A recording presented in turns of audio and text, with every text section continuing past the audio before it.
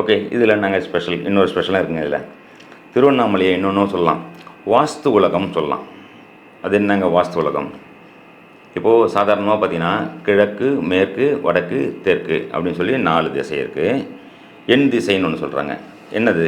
கிழக்குன்னும்போது தென்கிழக்கு இல்லைங்களா, தென்மேற்கு, வடமேற்கு, வடகிழக்கு, அது ஒரு 4. அப்போ 4 நாளும் 8. அப்போ எண் திசை. அப்போது 8ன்னா அஷ்டம் இல்லையா?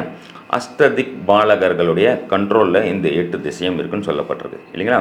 அப்போது இந்த திருவண்ணாமலைன்னு பார்த்தீங்கன்னா, திருவண்ணாமலையில் பார்த்தீங்கன்னா கரெக்டாக அந்த 8 திசையிலும் பார்த்தீங்கன்னா 8 லிங்கங்களுடைய கோவில் இருக்கும். சரிங்களா? யார் யார் வீட்டிலலாம் வாஸ்து குறைபாடு, வீட்டை இடி, வீட்டை உடை, அதை பண்ணு இதை பண்ணுன்னு சொல்லிட்டு பயப்படாதீங்க. மாற்றி உடச்சிட்டு செலவுலாம் பண்ணிகிட்டு இருக்காதிங்க. கண்டிப்பாக திருவண்ணாமலை போங்க. திருவண்ணாமலை போயிட்டு பௌர்ணமி நாளில் கிரிவலம் சொல்லி பண்ணிட்டு சுற்றிட்டு வரும்போது இந்த அஷ்ட திக்கில் 8 திசையிலும் இருக்க 8 லிங்கங்களை வணங்கி